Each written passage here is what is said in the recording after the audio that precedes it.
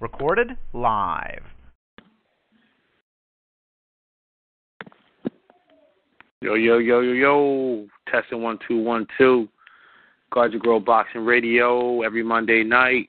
Coltrane. I think I'm riding Dolo for this evening. Sleep may be joining me shortly. Ride or Die may be popping his head in. Again, welcome to the best boxing show on the planet, best boxing show in the universe. Guard Your Girl Boxing. We in our digs Monday night, 9 p.m. Eastern. Not a whole lot going on. Just wanted to kind of recap what took place last Saturday night. Give one more final thought on Hopkins, Dawson, as the right call was made in that particular situation. I'll give my opinion on that. Look ahead. A little bit of news and updates. Nothing major. Again, this is Guard Your Girl Boxing Radio. GuardYourGirlBoxing.com. I'm Coltrane. We had a fight that took place last Saturday night. 24/7 actually took place last Saturday night as well, as Manny Pacquiao and Juan Marquez get ready for their welterweight showdown to conclude their. I guess this is the trilogy. This would be their trilogy to conclude their trilogy. I'll talk about that. But I wanted to get into the bantamweight. I think for the WBC, WBO. Omar Narvaez versus the Flash Nonito Donaire, and just kind of give my opinion. I know a lot of people had different opinions on the fight. I think a lot of people have become accustomed to Nonito Donaire just bombing people out and pretty much just looking unbeatable. As he has been climbing the pound for pound charts. My thought on the fight was that Narvaez, I thought, had a pretty decent game plan that kind of stabilized some of Nonito Donaire athleticism. You saw the likes of Winky Wright, Joshua Clottey, Ike Corte, these guys that have these high guards, these earmuff style guard where they pretty much take everything away that you throw. And they pretty much make you make you become double and trimensional, if that's a word. And Nonito Donaire, for whatever reason, wasn't able to go into another gear. Again, Narvaez had a great game plan. Not great, but had a good game plan of not getting hit. In fact, Nonito Donaire took the more, I would say, the more bruising punches. If you look at both of their faces, I mean, clearly Nonito Donaire won the fight, but the post-fight marks show that Nonito Donaire took the worst of the beating. One of the things that I like to see in my fighters, this is just me personally, especially when you become at that elite level. See, once you start getting into the conversation of a top 5 pound-for-pound guy, then when you're considered a top 5 fighter, then you got to do top 5 things in pretty much all your fights. And I know some people will say that maybe he had an off night. You can't have off nights when you're a top guy. You just can't do that. Then you're not really a top guy. See, to me, what separate the weak from the obsolete is that you treat everybody like they're a worthy opponent. You always hear the great one say it, that this guy is coming to take my title, and I have to treat him like he's a top-tier guy. And I'm not saying Omar Narvaez wasn't a top guy. I even questioned the matchmaking with Top Rank and HBO. We'll get into, the new, for the life of him losing. I'm forgetting the guy's name that's replaced Ross Greenberg over there at HBO. That's a part of the matchmaking now. And I'm sure hindsight is 20/20. If they could do this again, I don't even think they would have put Nonito Donaire in the ring with this guy, because this guy made Nonito Donaire look bad on Saturday night. And he's 36 years old, veteran fighter. Don't have the offensive output of a Juan Marquez, where he's blocking shots to set up punches. His whole game plan, again, was to make Nonito look bad and go 12 rounds with Nonito Donaire, especially since Nonito Donaire been bombing everybody out. You saw Nonito Donaire look frustrated. He was winding, cocking, and loading all his punches. You see a lot of guys that are athletic fighters do this. They become somewhat one-dimensional. They telegraph everything. Everything is, you can see where every punch is coming from. And that's why Narvaez was able to sit in that earmuff style defense, because he knew where every punch was coming from. Now, to discredit. He didn't do anything to offset what Nonito was doing, but except just block his punches. It makes you wonder. And again, anybody can have an off night. I mean, it happens in boxing. But I'm just saying, a lot of people was ready to put Nonito Donaire as the pound-for-pound best fighter in the world. Number one, some people were saying, I'm right now, I don't know who's 3 or 3 right now, to be honest, because to me, after Floyd and Pacquiao, it's such a drop in talent with everybody else. It's not even funny. I don't know where do you go after that? To me, Pacquiao and Floyd Mayweather, they're so much far more superior than the people that they're in the ring with that I don't get that out of these other guys. I just don't. And when you say somebody's the number 3 pound for pound guy, and I know I got a lot of flack for this, especially from my own GYGB brethren. That's why I felt Joe Calzaghe at that time was number 3 over Pacquiao, or number 2. I forget what was the order back then. I always thought Joe Calzaghe was the guy that dominated anybody they put in the ring. You only can fight who you're in the ring with.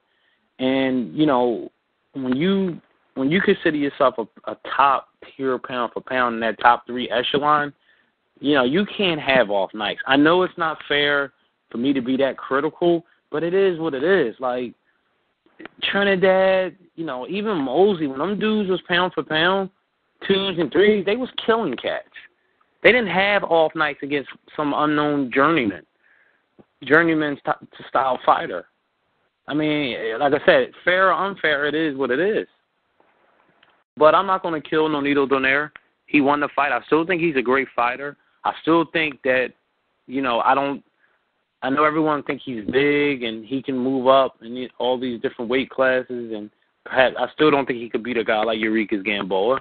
I think he's, I think 30 might be his ceiling.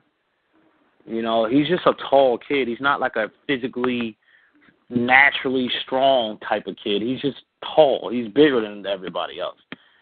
And big as he was on Saturday night, that really didn't do him any justice. The bottom line for me for Nonito Donaire is he got to find some more. I always say tonight, and I've been critical on Americana about this as well, and the jury is still out on him. Show me more than one way to win a fight. How the old saying go, there's more than one way to skin a cat. Pardon that French there. I know that's a really politically incorrect phrase that's been thrown around for centuries, but you get what I'm trying to say. I want to see these guys do different things, not just load up and try to bomb and throw bomb shots. I want to see you move around and get a little bit more sexy in the ring. And what I mean by sexy is do some more, show some more wrinkles to your arsenal. Give me some more feints. Give me some more angles. Don't just wind up and load. We see this with Andre Berto. This is the type of stuff he does. I don't expect a top 3 Nonito Donaire to be doing that type of stuff. But it remains to be seen. I mean, yeah, I'm critical because when you start talking number 3 pound for pound, I'm going to be critical of you. To whom one is given, a lot is expected. Once you start getting into that number 3 pound for pound talk, people were saying that because Sergio Martinez, since he beat Paul, he hasn't really done anything. He looked bad in his last fight, so people put Nonito Donaire in that number 3 spot. A lot of people, and that's why for me, number 3 is on the table. I want to know who's your number 3 pound for pound fighter in the world. Is it Juan Manuel Marquez? See, that's going to get thrown out because he's probably going to lose to Pacquiao. So he can't be the number 3 pound for pound fighter. Not that knocks him down far on the list, but he can't be number 3. Is it Sergio Martinez? Will it be Andre Ward? Where is Andre Ward at on your list? Who's going to be your number 3? It remains to be seen. We'll see how it all plays out. Chad Dawson and Bernard Hopkins. Bernard gets his belts back.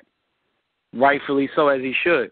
I mean, like I always said, I thought Bernard in that situation, and I'm going to stick with this story. I don't think he quit. I just think that he was thrown to the ground. He's 46 years old, and his shoulder was maybe he had tendonitis or whatever. His shoulder was hurting, And he was like, the hell with this. This is going to be a no contest. I'm going to move on and do better, bigger, and better things. Bernard Hopkins at 36, maybe he gets up and fight. But at 46, and this is not making any excuses for Bernard, and this ain't the it on Bernard either. But at 46 years old, he got thrown to the ground, and he said, "What the hell with it?" You know, it's like you being at a restaurant. I'm sure we all been in this situation before, and you know how to some of them restaurants you get the check and you pay for the check up front. If nobody's at the front door, are you gonna go run? I mean, as a responsible adult, you would, but if it's chaotic in the restaurant, and I'm not encouraging people to skip out on bills because the waiter got to eat that tab when you do that. And I knew some friends that were waiters and waitresses, and you know some of these people are trying to take care of a family. But you get my drift. What I'm saying, if the opportunity presents itself, you're not intentionally trying to skip out on the tab. But if nobody's there at the front desk or the checkout place, and you're waiting around for somebody to come, and the door just happened to be right there, you're going to leave and keep the money and do something else with it. That's what Bernard did. He just skipped out on his check on Saturday night. Well, he got paid, so that doesn't, you know, to skip the check analogy doesn't really go, but you understand what I'm saying. He took advantage of an opportunity. And he got his belts back, which he knew he would get his belts back.